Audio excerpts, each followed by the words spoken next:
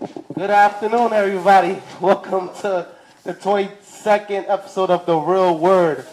My deepest apologies for the lateness. Technical difficulties, a lot of different things occur. As you can see, we're at a different studio. Shout out to John Webb's. We went back to our roots. Our other studios is kind of getting renovated right now, but who knows what we're going to do or where we're going to go going forward. So shout out to John Webb's, located at 637 Wilson Ave. Holla at him for all your web design needs and all your logo needs and anything that you might have. I'm here with my co-host. Your boy Pastor Sanders Cameau's in the house and everything like that. Shout out to Sanders. And I'm here with two special guests. My name is Judith, Silfrene. Karen. Call me Karen. Don't be shy, guys. Don't be shy. So shout out to my guests today. And we're gonna have an awesome episode today. I know we starting late, but better late than never. So shout out to everybody that's been watching. Shout out to everybody that's been supporting. Shout out to everybody that's watching this live. Shout out to everyone that's been watching and been supporting. We're gonna keep going, even with the technical difficulties, even with the time issues, even with the studio switch-ups. We can't stop, won't stop, won't stop. Take that, take that, take that, and take that. Facts. So today's episode is gonna be called what, guys? Our topic today is trusting the journey despite the detours. Despite the detours. And many times in life we go through a lot of difficulties, we go through a lot of hard times, you know. Especially sometimes it's easier to quit than to keep going, and that's with almost everything in life. In regards to relationship, with school, even sometimes with your faith, it could be difficult to keep going. And like, it's just hard sometimes, you know. So basically that's what we're going to talk about today. So guys, what made you pick that subject today? Karen, you want to start? Karen is giggly today. All right, so let's start off with Judith. Judith, why'd you pick that? Do you feel like you went through a lot of the difficulties in life? I know earlier you was talking about how initially when you first started school, the career path that you're on right now, it wasn't your initial career path. Is that true? That is true, but you know, we don't have to start with me because I think a lot of our viewers heard my story previously. That's true. That's true. So behind the scenes, we were having a conversation with Karen and just talking about her journey and the things that she's been doing. And it just brought up the topic of the journey that she's been through and like the detours that she had to take. And we just found that topic so similar because I also went through detours and Karen went through detours. So that's how we came up with the topic. So you wanna? So basically, tell us your journey, Karen. Tell us your career and everything. My journey is short. Okay. So we were talking about into the mic. We started with college, right?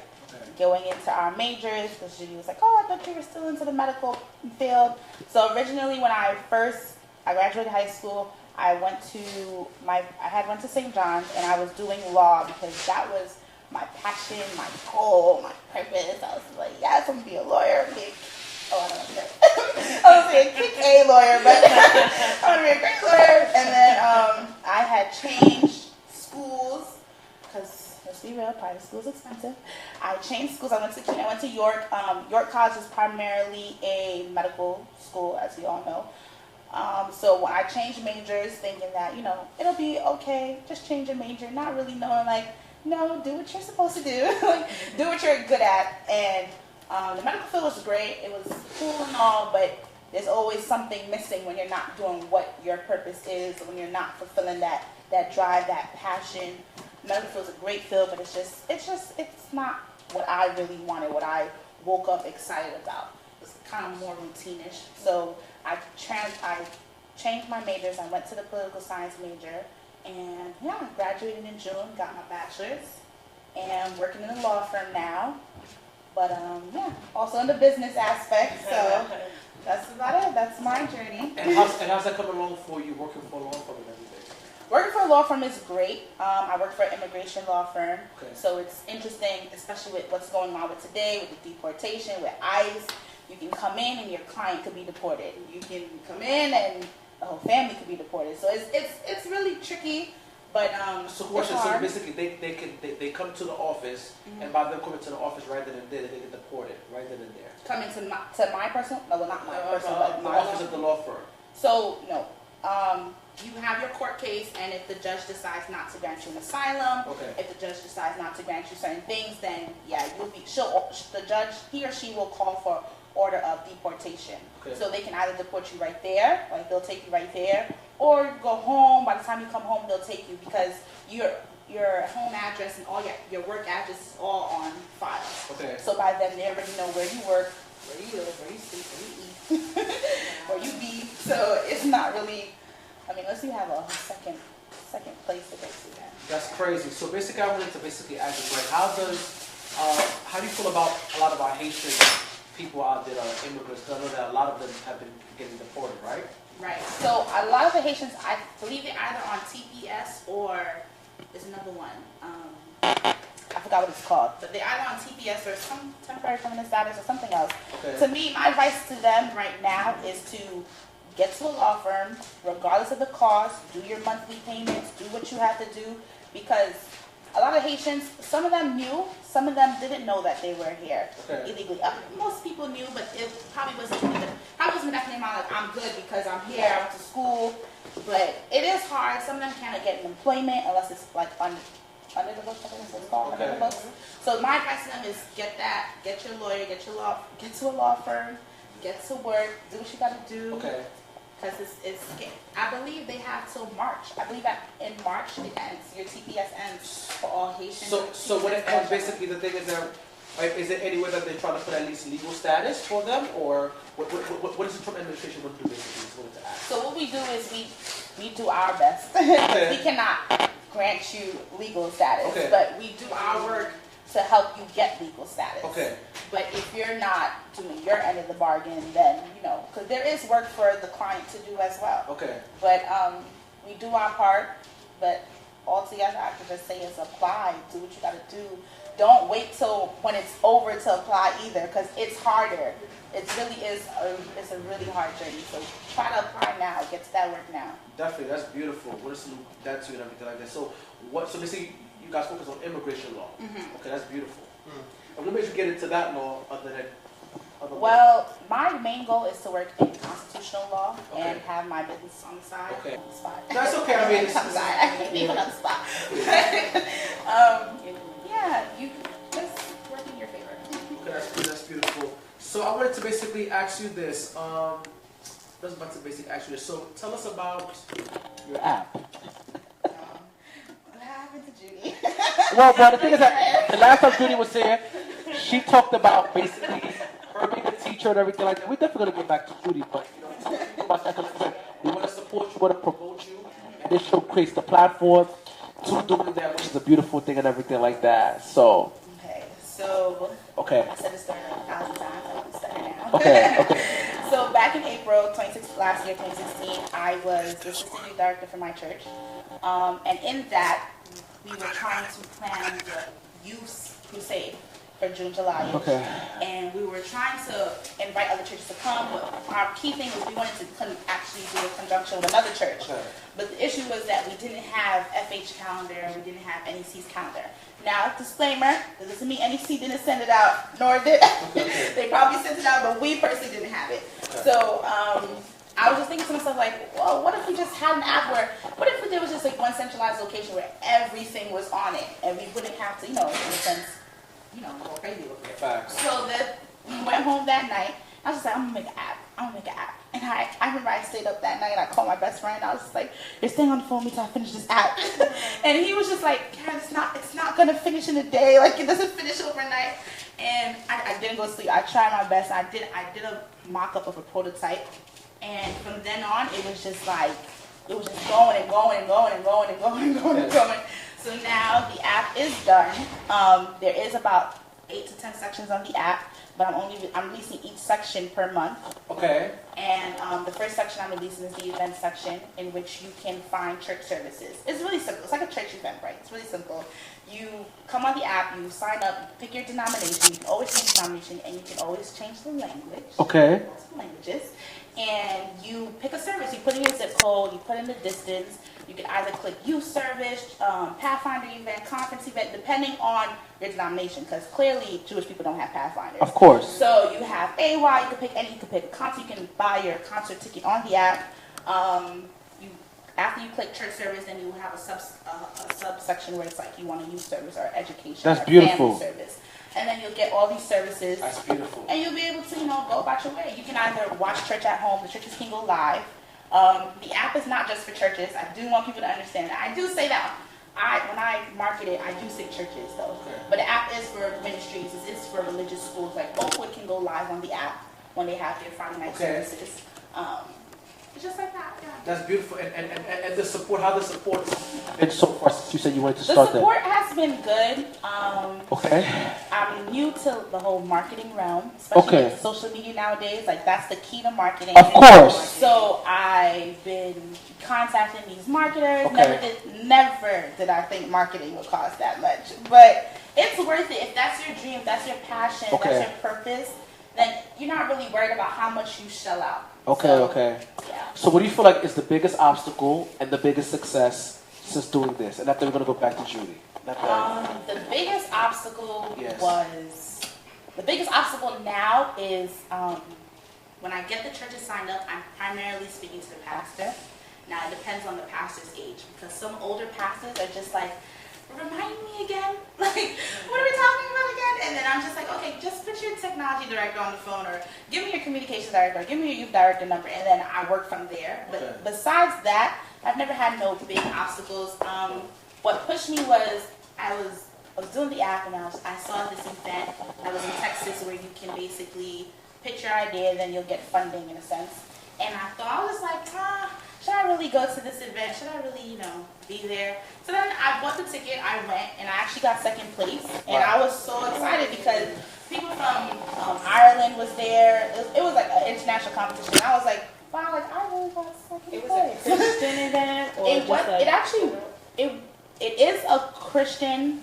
The guy who runs it is Adventist, but it was open to all denominations, any type of company. They weren't primarily looking for Christian companies or anything. If Jeff is watching this, shout out to Jeff, shout out to Fruition Lab. I'm going to be there next year. Everyone should go. But yeah, when I get home, I'm going to tag him in this, like, watch this video. But it was a great experience. I recommend everyone to go because there's not a lot of Christian companies who do entrepreneur events where you get to pitch, and it wasn't about the pitch because the pitch was the last day. The best part about it was just all of those people that they had, those panelists that they had come and talk to you. They just reassure you like Christian people can have like huge empires, you can have great businesses, you can thrive, you can make like a lot of money. But the goal is not to make money. But I mean, there's nothing wrong with making money. But I agree that while you make money, you want to follow your dreams, but while you're making money, you definitely want to give back to the community, which is very important. So we're not against Christian entrepreneurship. Actually, your man Ricketts just gave you a shout out. He said shout out to Kara Gustave, the new Mark Zuckerberg. That's what he basically said. Hey. Yeah. Ricketts. Andre. I gotta shout him out because him and his wife, I remember I was going through it and I wrote her and she was like, come over tonight, and I came to her house and she really pushed me in my direction. So shout out to them, shout out to their company, shout out to everything that they're doing. I love it. I love them. Yes. I love everything. My man, you were set. Salute to you, my man. My cousin Marie's watching. Sonny's watching. Salute to Sonny and Ernst and Clifford and everything like that. That's beautiful. Do you feel like in the Christian world, this is for both of y'all, do you feel that we need more entrepreneurs? Do you feel like we have entrepreneurs?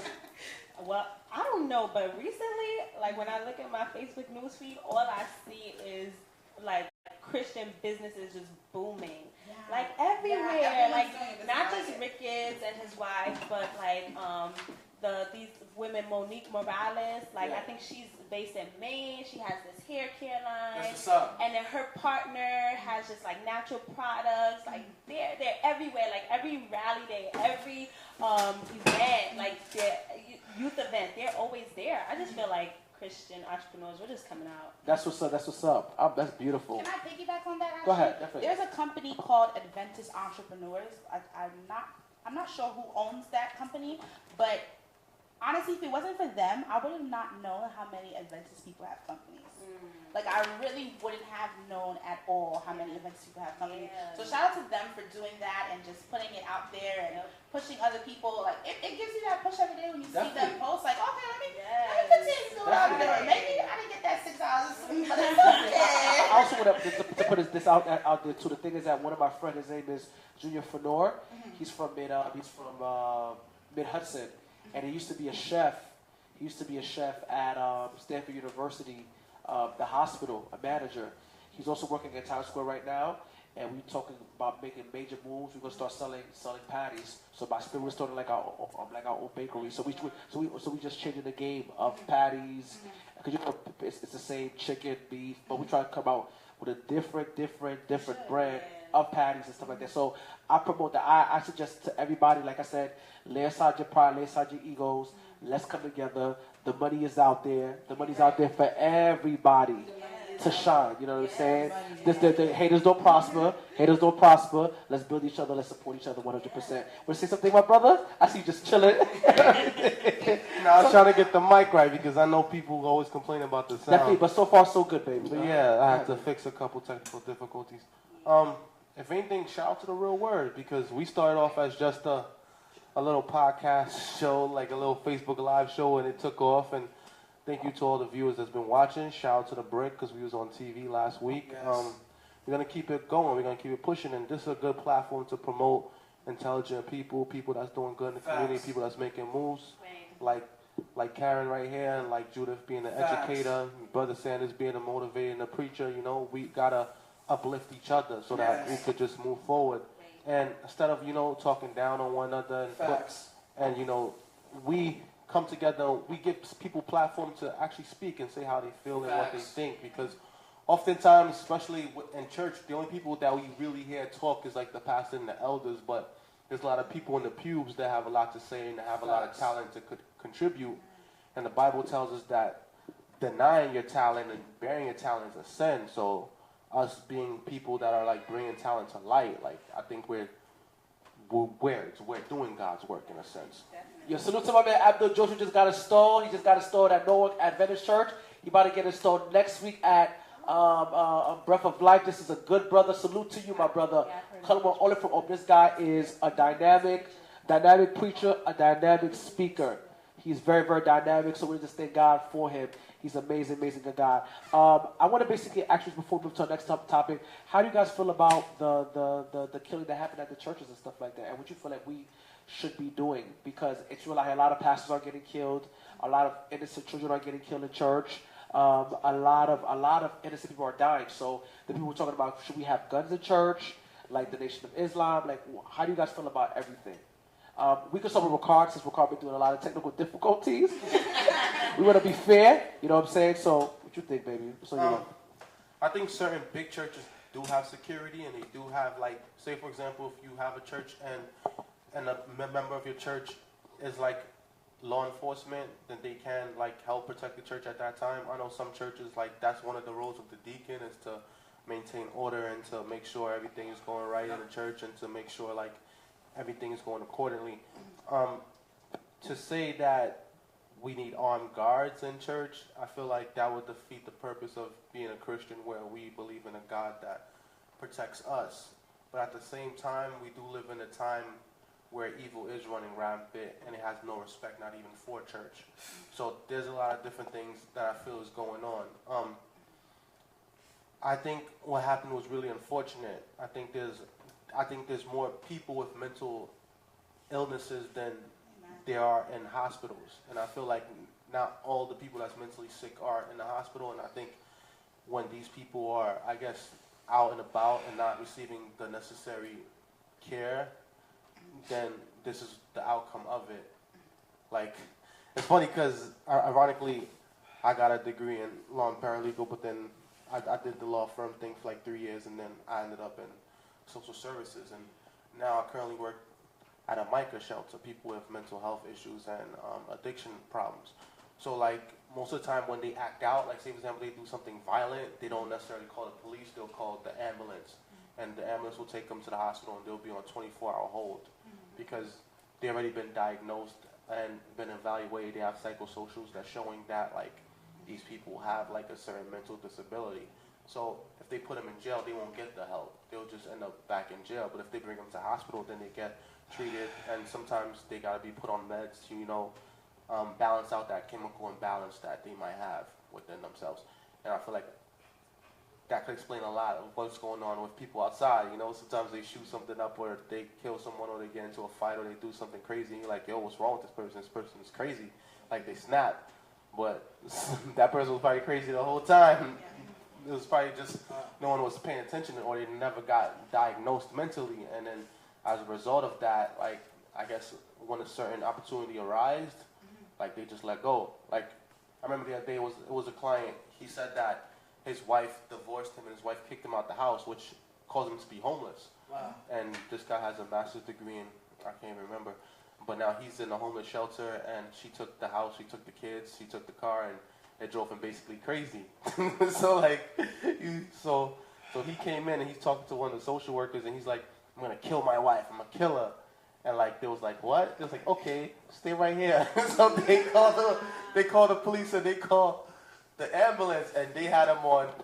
He was in there for like a good week or two, and he was just in the hospital that whole time. And you know, he was in the room with the padded walls, I guess. And he came back today, and he was speaking to me, and he was saying like he can't be here for too long because of his he said he has COPD, and there's too much people in there smoking and whatnot. He needed to get out, and he was saying like he always tell people about what his wife did to him, but like that's back on something. Yeah, go ahead. Definitely, go ahead. Sorry, No, go ahead. Do you really feel like, I'm not knocking like, because I don't know much about it, so I'm not gonna make it seem like what I'm saying, what I'm promoting is correct. But do you really feel like that's actually the proper way to go about it? I feel like a lot of time when it comes to like mental health, we think like call 911, and maybe like the first step is best to call 911 rather than just sit down and speak to a person who's, you know, acting irrational, which I think is actually the best step to call 911 first. But do we really think like putting them in jail or locking them in a padded room is really fixing the issue? Locking them in a padded room stops someone from dying, stops someone from being hurt. But locking them in a padded room doesn't fix their mental issue. No. So that's like kind of like, I feel like sometimes when it comes to mental But that was issues, just a fix figure. them. That was just a figure of speech that I used. They don't actually lock them in a padded room.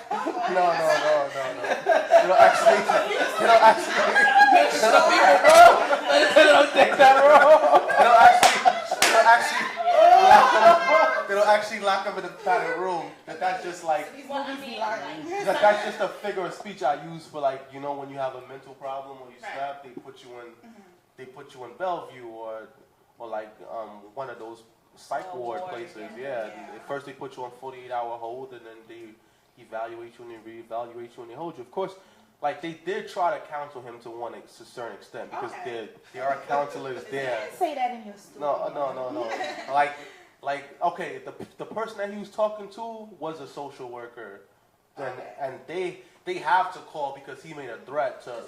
And he already had an order of protection. Oh, okay. Yeah, the wife already had an order of protection against him. So, like, they had to document it in case, like, if they just ignored it and he went to go kill the wife, they're like, okay, who did he tell it to? That's right. Yeah, the same thing if he went to, like, a therapist and he's like, yeah, I'm going to blow everything up. Like, yeah, they have that confidentiality agreement, but at the same time, if he's putting himself at risk or others at risk, you got to take certain precautions for that as well. And I think also, because we brought up mental health and with the Texas killings too, the fact that the guy, he was an Army veteran, like that plays a role too. Like, what are we doing for our like military families? America treats the military veterans terrible when they come back. Yeah. What are we doing to help you with said their he was mental? a veteran? He was dishonorably discharged. Right. So, like, in a sense that since he was discharged dishonorably, he probably didn't receive the same benefits as other veterans, but yes and no in regards to veterans being treated good. Yes, in the sense that they get free health care for life. Okay. And certain drugs and shots and things of that nature, that's going to be very expensive. Like, I forgot what was the example that this guy gave me. I met this guy one time. He's studying pharmacy, and it was this person that contracted some STD, but it was a curable STD. But the shot is really, really expensive. And because that guy was a veteran, he got it for free. So like, I know they get free counseling, and if they do classify for certain mental disabilities, they do get a check every month, and they do have services provided on to them. if they're willing to even go and get those services. I know sometimes when they're homeless, they go into special veteran shelters where they get benefits for that as well. And then they end up getting eventually housing for veterans, which they don't really pay much. But a lot of them do have mental health issues like post-traumatic stress. Some of them have depression, major depression. Some of them have anxieties and all these other things. Wow. And they give them pills, they give them shots, but some of them, they do self-medication where like drug and alcohol, where like they become addicts, and a lot of them are alcoholics. Like I came across a lot of veterans, a lot of them are alcoholics. Wow. And that's how they do it, they numb the pain. Because some people, they don't like pharmaceutical drugs. They say it makes them feel slow, it makes them feel dumb, it makes them feel like they're drooling, or they feel like they're sleepy all day. Sometimes it makes you gain weight. Sometimes it makes your penis not work, so some guys, they don't be with it. All right, now. Yeah, I think it's a very unfortunate, really unfortunate event that happened, and there's no real solution. Like, I think we've tried, as a nation, everything. Like, we've tried with the gun laws, enforcing stricter gun laws, but then you have people who are like, no, they like their guns, it's a hobby, you just have to put it in the hands of a responsible person. We've tried mental health. Okay, we're going to take care of people if they're a mental health case. And it's just like, really done a lot for like the mental health aspect. I feel like we've done some work, but we haven't done a lot. But listen, even in our churches, we don't even tackle mental health. You know what I'm saying? We don't tackle depression. We don't tackle suicide. But before I continue, I want to give a shout out to Renee. She says she loves the background, and she also says too, congrats on your app as well too, Karen. Oh, thank you, girl. Yeah. Girl. See you on YouTube. I follow you. Go ahead, bro. And I see Abraham watching as well too. Go ahead, brother. No, I'll say from like before how it was where like they had people who had mental illness and they would either kill them, like you know how some people they had handicap or kids that had mental retardation and they would kill them or they would leave them somewhere and just go about their business. So like they would bring them to like in certain hospitals or like those nursing home places and they'll leave them there to die, or like they'll just leave them with a family member that's like, oh, stay with this family member. Hopefully they'll take care of you. And to now where like they actually, they're actually like getting help. Like they're getting help as in like there's more research that was done in the field. You have caseworkers, you have like professionals, you have like social workers, you have therapists, you have drugs that will help these people. So it's different from like what it was before, I would say. That's cool. That's what's up. Yes. My spiritual uncle just said that no. When I said no, the nation doesn't try at all. What do you mean by that? He said that he don't feel that veterans are being treated fairly. He said no. Not all vets get free treatment for life. Yeah, I guess. Like I said before, if you've been dishonorably discharged, you're not going to get the same benefits as someone that was honorably discharged. Sometimes when you get dishonorably discharged, it's because you did something you wasn't supposed to be doing. And because you was doing something that you were supposed to be doing, you got to pay the consequences of that. Like, that's just the reality of the situation. That's what's up. So basically, what is it you guys had in mind? Continue as you were saying prior before we got cut off. Yeah, you guys got this? Yes. So you guys are talking about... Well, we kind of went in a detour, of course. Like it's, I guess. So the next thing is basically, like I said, we flow, as I said prior before, but this is woman's what? Point of view. Oh, okay. So basically, let's talk about woman's point of view. Go ahead, you got it, Oh my gosh. Yes, Drastically changed the subject. But like I told you, this is the real one. We just flow. It's a flow. Continue, Okay. So basically, in the beginning, where we were talking about business and entrepreneurship and Karen's app development and like her journey or our journey. Yep. Like, what is a woman's point of view of, or a woman's perspective of entrepreneurship and starting her own business or getting started in her career? Okay. How does being a woman affect that process? And so that's like kind of. So how does it affect that process? First of all, do you feel that? I don't feel that women are being treated fairly. I don't feel that, especially with Trump being in office. I don't like the way that women are, they're looked at as inferior, you know what I'm saying? you got Trump calling women bimbos, calling them pigs. I don't approve that whatsoever. Rating them. I feel like even though, okay, But, it's a universal fact that women are not treated fairly. That's a But fact. at the same time, Facts. I would say a lot of women have been on their grind. Like, Facts. a lot of women have their businesses. A lot of women are doing their thing. It's very like, what's it, independent? This big independent like thing that we're going with there. But like, I feel like a lot of women are doing their stuff. But I feel like the now issue is, it's always an issue of women being treated unfairly. But the now issue is, are women helping each other? Let's say I was, far developed into my app, doing my thing, and you came to me with an idea, and I had the funds to support you, and I chose not to support you because I didn't really want to see you win. And I feel like that's happening a lot. Why do you think it's that? Because when a woman wins, it's different when a man wins. When a woman wins, it's like, yo, I won and I'm a woman. Every time you try to tell me I tried to do something, I couldn't do it because I was a woman, or you didn't let me do it. You chose the man above me. So it's like when a woman wins, it's not even just like I won. It's the fact that I was a woman and I won. So, cut your question. Do you feel that guys support each other more than girls support their girls?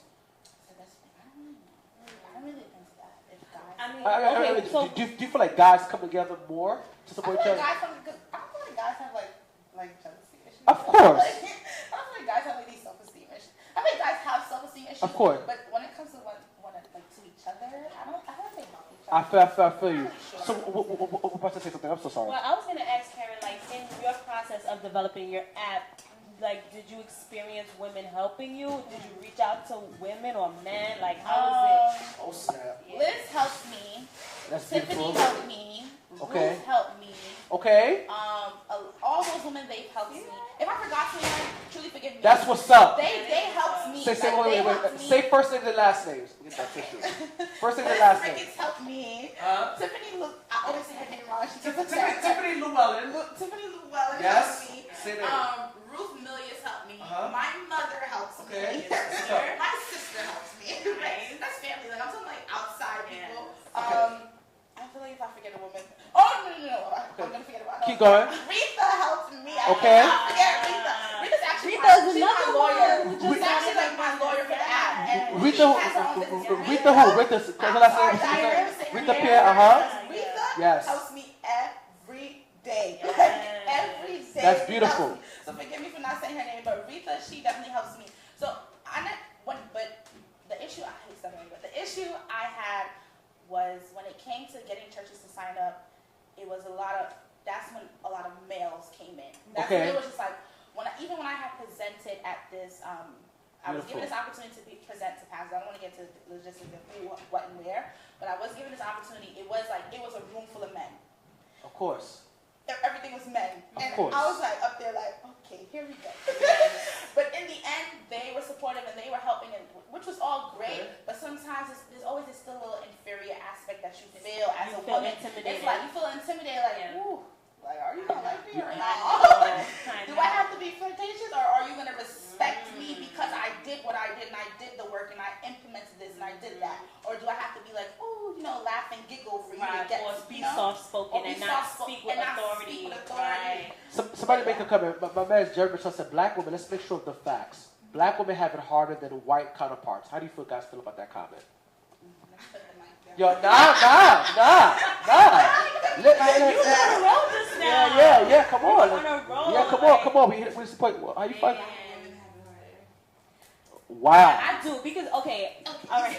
Okay, yes, sir. I think I do have a heart because, okay, so I'm just going to speak from my field, right? Okay, so in my school, we do co-teaching, and for those who, like, when we, special education, we work with the general education teachers, so my school is pro co-teaching. Like, every classroom you go into, you'll see 2 teachers, and sometimes you'll find, and special ed, always. So my co-teacher, first of all, the staff in my school is majority Caucasian. Okay. So just entering into that environment at first was like, oh, okay, I'm not racist. Okay. So my co-teacher is male and Caucasian. Okay. Right? So that's twofold. And sometimes I find myself, and also we have an ESL teacher who's a woman. She's Caucasian and she's a lesbian. So she has that intersectionality, just all of it. Her identity is just really unique. Yes. When you say unique, in what sense exactly? Unique because she's not the heterosexual. She's not the standard heterosexual white male. That's the standard of society. She's a woman. Yes, she's Caucasian, but she also has a LGBTQ identity. Okay. All right. So, but he is our general education co-teacher, and sometimes when I speak to him, sometimes I have to watch my tone of voice. Sometimes, seriously? I have to be mindful because I'm like, I don't want to come across as like I'm trying to. I know I don't want to come across like I'm trying to take over or I'm trying to just. Like you said, the men lead. Yeah, and I feel like because he's a heterosexual male, he is more open to my approach as just, hey, let's try this suggestion. This is how I am. Why don't we take a look at this? Whereas she is very comfortable saying, no, let's do it this way. But I feel like because I'm a new teacher to the school, but I'm a black woman, I feel that my approach cannot be the same as hers. And I'm there, and I am specifically. Because you're new, or do you feel like no? That might continue. That might. Do you feel like it's more because you're a new teacher, or do you feel like more because you're an African American woman? I think all of that encompasses my identity in that school, and I have to be mindful of that every time I speak to him. I can't just assume, well, no, because I'm a teacher and I have my license and I have a degree. Right. I can, and you know what? Also, too, I think it's a people thing. I think we also have to be just careful how we talk to other people. He's not going to be open to someone who's going to be like, no, this is the plan. This is the way it is. There's 3 teachers in the classroom. 3 teachers responsible for the students. So it's like. My identity as a woman, I have to be careful how I speak. But why do you feel like as a black woman you have to be mindful? Because, well, I feel like as a black woman, there's this stigma. So when you enter a certain room, if you enter a room, there's a stigma. She's going to be ratchet. She's going to be loud. She's going to be annoying. She's going to be this. She's going to be obnoxious. She's going to be this. She's going to be that. Like, there's this stigma when you enter a room that they're expecting of you. And they actually become more comfortable when you fulfill that stigma. Instead of being a proper woman, instead of acting like an educated woman, instead of relaxing, not just relaxing, but you understand what I'm trying to say. Being yourself. Being yourself. Being that unique person that you are. It's expected of you to be a certain way. And people are actually more comfortable with the negative way than the positive way. He responded to you. He said, my sister, you feel that way because he intimidates you. That's what he says. You're young, gifted, black, God chosen and black. Thank you. I appreciate that. Yes, that's really Michelle. So let me ask you guys a question. Do you think black women in corporate America is treated better than black men? Corporate. As in like at the workplace. Because I remember, I'm going to give you an example of myself. My last job, I was the only black male there. Oh, wow. And there were several black women there, but the black women, I guess they integrated better than I did. I felt like almost like the elephant in the room. Like my friend, he would always talk about, have you ever heard of the movie called The Spook That Sat by the Door? And I was like, that's who told you that? Who told you that? That's him. And then like he basically explained it as he basically explained it as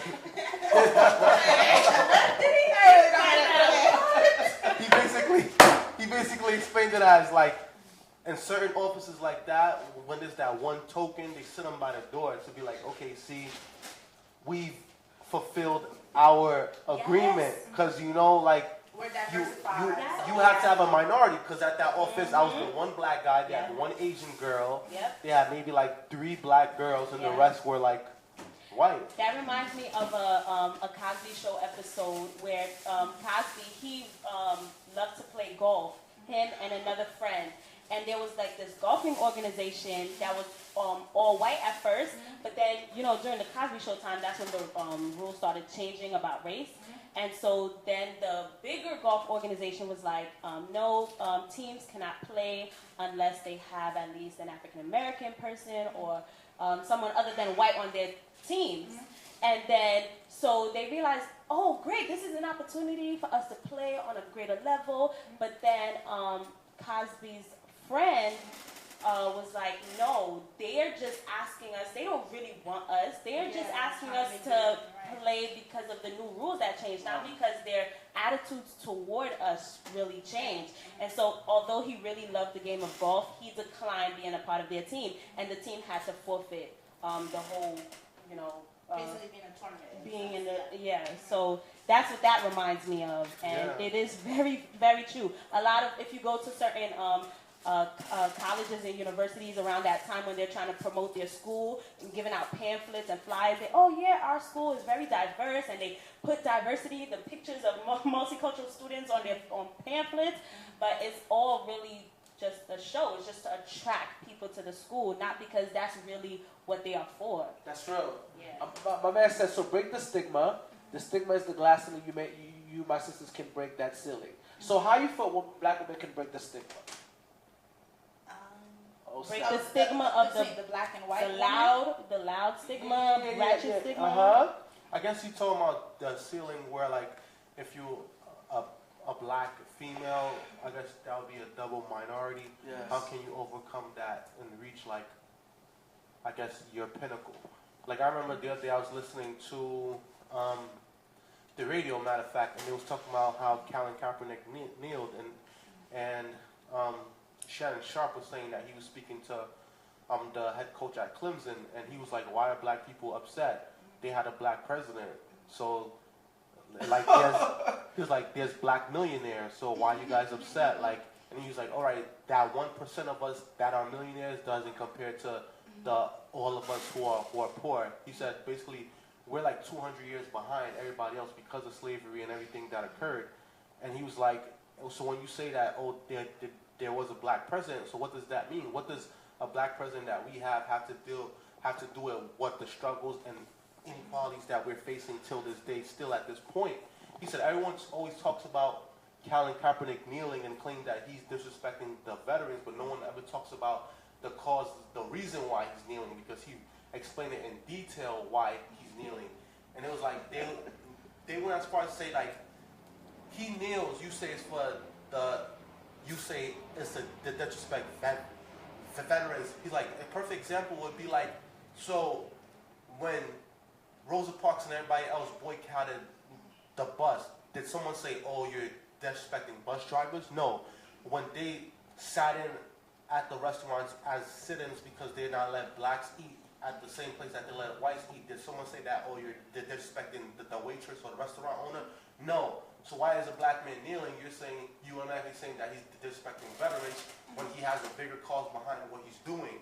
It's almost like the same thing where you say, oh, Black lives matter. Like, no, all lives matter. But at the end of the day, it's black lives that are being killed. It's like, it seems like they always have a plot twist to everything that you're trying to do. They always undermine it. And I realize that that's kind of socially programmed into us now. So I remember the other day I was having a discussion, even in church, I was having a discussion with people, and I was basically saying that, okay, we all have to work as a group, and that we all have to work as one.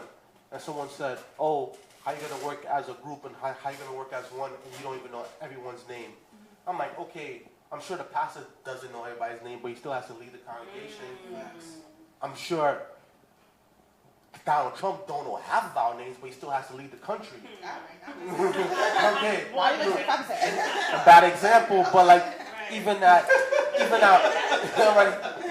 work, like the boss doesn't know everyone at the job's first and last name. So like it's just like it's a weird rhetoric that's going around nowadays. There was actually this video. I shared it on my page. I don't know if anyone tagged me. Before I cut you off, just my man Moise in agreement said, you know, change the narrative. Don't let the stereotypes define you. Continue. I'm sorry. Okay. So there was this video I shared. I should probably share it last week or something like that. And in the video, they made all the kids line up in one line. Yes.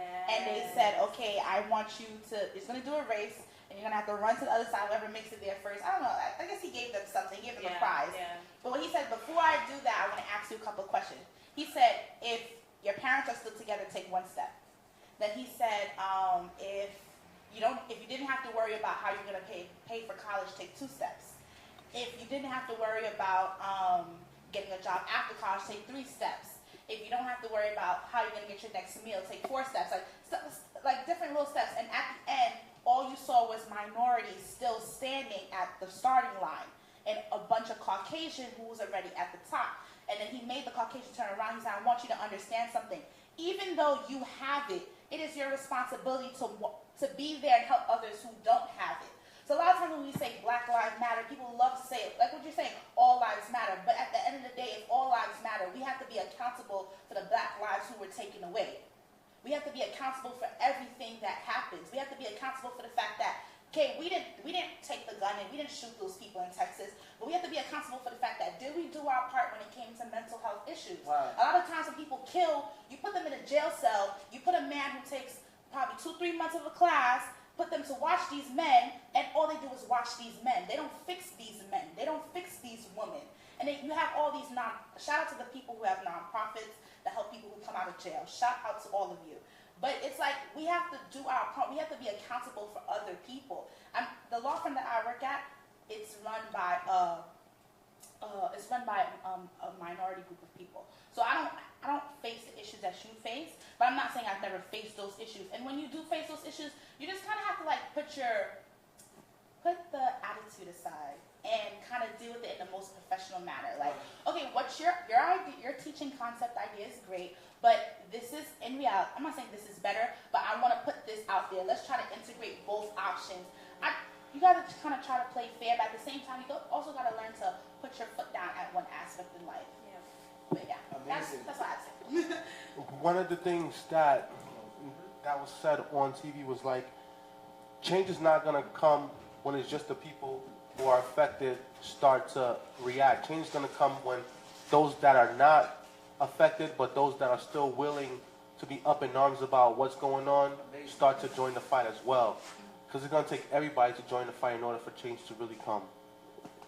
That's beautiful. And I recently came from a conference, Advocacy for Social Justice. Shout out to Tiffany Llewellyn, founder and president of the organization. But one speaker who spoke said something really, really powerful. And she didn't say it to negate like everything that we are going through as a race, as Black people, and the racial tension that's in our nation. But she said that we, especially as children of God, as Christians, we are very passionate to protect and defend our Blackness, right? Our melanin, right? Which is not even our true identity. Wow. Our true identity is as children of God. Come on now. But we are so quick to champion our Blackness than to champion our identity as God's children. And our character and our identity in Christ. This is what we should be really championing. That justice matters not because of the color of my skin, but because of the fact that I was made in the image of God. Wow. And so were you. And that's why there should be justice. That's why justice should exist. And so that was really, really powerful to me, that the fact that the reason why we are fighting this fight is not for race, but to fight for God's kingdom. That's the reason behind this fight. And that's just a different perspective that I wanted to throw out there. Wow, amazing. So we're about to close. I don't know if you have any. Go ahead. I'm so sorry. Yes. One small thing. Something I learned 2-3 weeks ago at a Bible study. I've been waiting for opportunity to say it so others can hear it because it was amazing when I heard it. Wow. But it's just a biblical example because we didn't get to say anything biblical yet. But when it comes to trusting your journey, I had a very hard journey last year. And one thing I will say is that if it's your purpose, as hard as it gets, keep going at it. In the book of Joshua 10 verse 12 to 13, Joshua was at war. Don't hate me if I remember the war, who he's at war with. But Joshua was at war, and they weren't winning. And Joshua said, God, hold the sun. Yeah. And hold the sun for a day. Like, basically, hold the sun. And God held it for a day. God literally held the sun and the moon, meaning that it never got dark, and the sun stayed out, and the sun never moved. The sun never moved. And, like, use that biblical example to continue in your purpose, because sometimes we need that biblical speaking. Sometimes we need that, basically to keep going. And just God held the sun. Like, I don't even know how much more I can go into that. No, you know what? God literally held the sun, and it's so he could win. So his whole army could win, because that was his purpose. Don't let these little obstacles get to you. Don't let anything get to you guys. Like, just keep going. You could have it all. Yes. I'm very big on that. You can have it all. I think. And not to make it keep going, I know we gotta close, but it's crazy because Pastor Donna Roll, if you guys know him, he's like a poppin' pastor. He preached a sermon on that story, and he was like, the key for me when he preached that sermon was like, you know how when it's daytime in one side of the world, it's nighttime in another side of the world? So Joshua prayed that prayer, and God held up the sun. For everybody. So it was daylight. On both sides. No. It was daylight in Joshua's side of the world, right? And it was still nighttime in another side of the world. When, like, can you imagine, for however long the sun was up, right? That's how long nighttime was in that other part of the world. People were probably waiting for the sun to come up on their side, waiting for business to start opening, waiting for schools to start opening. And they're like, oh, and that's how powerful Joshua's purpose that's was. How powerful, fulfill it your purpose. Affected people on the other side of the world. That's and what he ended with was like, that's the kind of prayers that God wants to answer. He doesn't want to answer, God, like, help me pay my rent for the next month. No, God wants to answer powerful, bold prayers. Like he called us the Joshua generation. Like, are we courageous enough? Are we bold enough to pray those kind of prayers? Prayers that will affect other people's lives, people that we don't even know, people on the other side of the world. Are we willing to pray those kind of prayers? That's real. I can share a testimony with you guys. I can share a testimony with you guys and with the world today. Like, for a while, like, before I was even preaching or speaking or whatever I was doing, like, I had so much to say to so many people, and like, I would write things on Facebook, like on the wall, It's like the only place where you could talk to a wall and not look crazy is Facebook. And I would say all the things that, like, I felt at the moment, but I wouldn't say it as articulate as I do nowadays. I would say, like, rude and vulgar, like how I would say it. But, like, people would listen, so, like, it started to build a little bit of following. And then one day, like, we had a church meeting, and then basically the pastor was talking about all the things that, like, was going on in church and what we felt was wrong. And the youth, they knew what was going on that they didn't like. Just like how your youths in your church probably know what's going on, but they don't have the voice to say it, or some don't have the courage to say it because they're scared that the adults might shut them down like they usually do. So, like, I just stood up because I didn't care. Like, the way my father raised me, because, well, the way I saw my father, like, my father was always a loud mouth. Like, he didn't care who he offended. If he had something to say. Gully. He got gully with people. like, even if he stuttered for like 20 minutes, what he had to say, he got out. And then he just was like, whatever. And he just got up and left. And so, like, basically, like, I guess I took part of that, but I also took, like, my mother's common sense and my mother's heart. So it mixed in well, I could say. So, like, the pastor was like, yo, you have so much to say, so, like, preach. And I was like, I'm going to preach. So it's like, all right. And everybody, like, there were people that lined up to see my success, and there was people that lined up to watch me fail. Just like that. And I said what I had to say, and people listened, and it kept going, it kept going, it kept going. And, like, as the following continued to grow, I pray to God, said, God, like, what's a way that I have so much to say, and there's people that's willing to listen, and I wished I had a way where I could contact them more often and give other people that got something to say the platform to say it, because there's so much talent around us, and there's so much things around us. Like, I know it is, because on my way up, it was a lot of people that helped me grow, and there was people that, like, other people felt like wasn't good enough, you understand? And those people, I felt like they were great. And, like, when I had the opportunity to give them the opportunity, I gave them the opportunity. like anytime I had the stage, I shared it with other people because, like, honestly, I don't really care for the light. Like, if someone's listening to what I have to say, I say it, I keep it pushing, but, like, I don't like to stay in the light too long, you know, because then everybody starts to look at your imperfections and they put it under a microscope. So, like, I pray to God, like, how can I reach the people more often, say how I feel, and let it resonate amongst the people and share it with other people. And this show was one of the ways where my prayers were answered. And now thousands of people watch this a week. But at the same time, it's a struggle. It's hard, you know. It's because we got to pay for production out of pocket. We got to use our time. And any time that I spend on this show, anytime I spend in front of the camera for you guys, I'm losing time away from work. I'm losing time away from family. I'm losing time from, like, other things that I have to do. But at the same time, I know this show is bigger than me. As in, like, there's been a lot of times where I felt like I wanted to quit. A lot of times I felt like, yo, I'm spending money. Like, money that I'm taking out of my pocket is basically taking food out of my family's mouth.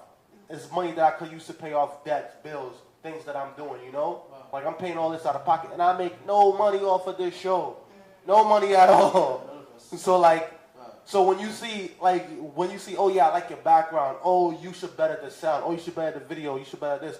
Like, at least contribute, at least try to help, at least motivate us, because there's times where I don't want to continue doing it. Even today, we started, like, a half an hour, 45 minutes late, but we still gave you the show because we know people are home waiting for this show to come on. There's people waiting for the show to come on. And we not only give you a show, we actually work in the community. We gave away 2,000 diapers and 3,000 wipes. And we put money out of our pocket into that too.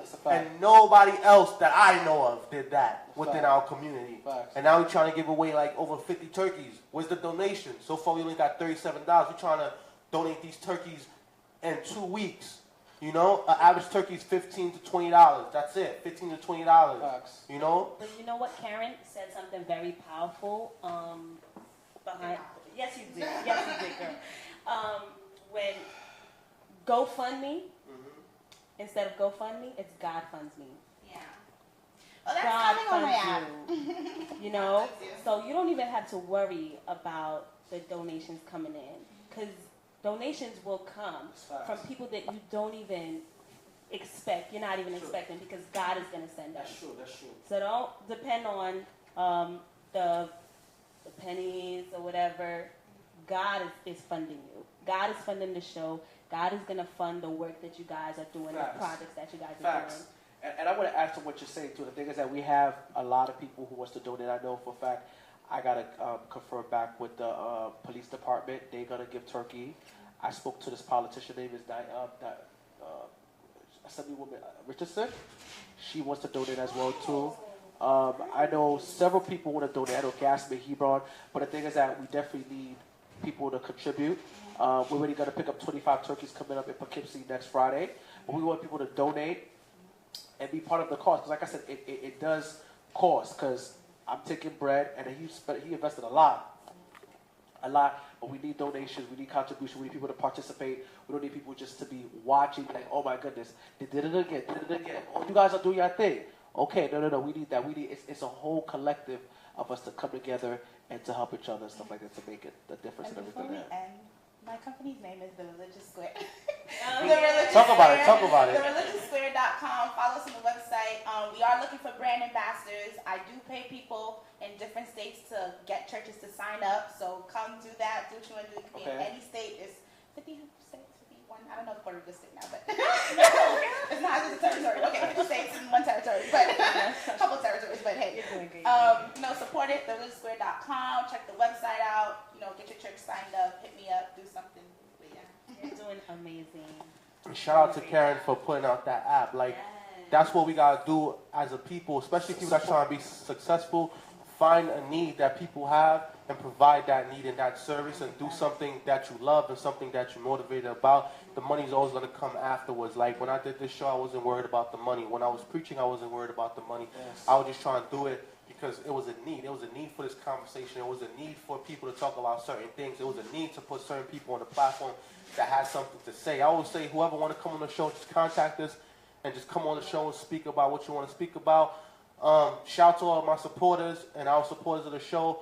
But shout to the people who try to, like, discourage us, and shout out to the people who try to like throw obstacles in our way, because regardless of what obstacle it might be, whether it's bad mind, negativity, financial issues, or like even the building issue, we still gonna keep going. Like I said, we can't stop, we won't stop, because this is bigger than me, this is bigger than Sanders, this is bigger than everybody else, you know? In just what, 5 months, we already on television. And if we give you another 5 months, we probably get our own network, who knows? Because it's bigger than all of us here. Bigger than a network, whole empire. Exactly. So ceilings, don't even put yourself in the cap. Like, exactly. So with that being said, I just want to let you guys know that, like I said, guys, donate to the cause. We want people to www.gofundme.com/the-real-word, WORD. That's gofundme.com/the-real-word. The average turkey is $15 to $20. That's what we need. Shout out to all the people that donate so far. We got the $37. We could buy what, like 2 turkeys. But even if we just buy 2 turkeys and we feed 2 families, those are 2 families that will remember what we did for the rest of their lives. That's facts. So even if we just feed 2 families, that's 2 families more than nothing. So facts. We're going to do what we could do. Okay. That's what's up. So guys, it was real. You guys enjoy yourselves. Also, too, I have cards. For those who want to go to T&G restaurant, $7 off of whatever you're ordering and everything like that. And also check me out. I'm about to sell some patties with Junior. Support black businesses. Support Karen. Support Judith.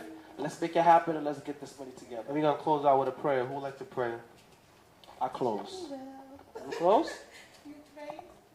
We'll close? I pray. No charge on it. Okay. Father God, I just want to thank you for the opportunity. Thank you for everything that you have done for all of us. We come from work, we do what we have to do, we continue our business, we continue going on. Father God, I ask you to please bless us, not only us, but bless our viewers, bless the people who don't view, bless the viewers to come. Father God, continue to protect us and bless us, strengthen us to continue on, Lord, no matter what obstacles, no matter what the devil puts in front of us. Father God, hold the sun, hold the moon, hold it all for us. And in the name of Jesus, I do pray this prayer. Amen. Amen. Shout out to everybody that watched tonight, and we see you guys next week. Hopefully we on time. Please donate www.gofundme.com/the-real-word, and continue to watch the show, share, put your friends on, tell somebody. We're going to be on TV again this Friday at 7:30. More details to follow. If you come on the show, you get to be on TV. So, hey, just keep donating, guys. Keep supporting. We thank you. We love you. And we're coming with that turkey drive. I need you guys to donate them turkeys, man. If you can't donate money, donate a turkey. Every family should give at least 1 turkey to a family that don't have it. If we here preaching the ministry of God, we might as well exercise the ministry of God. You understand? So that's all I got for you guys. Yes. Bye.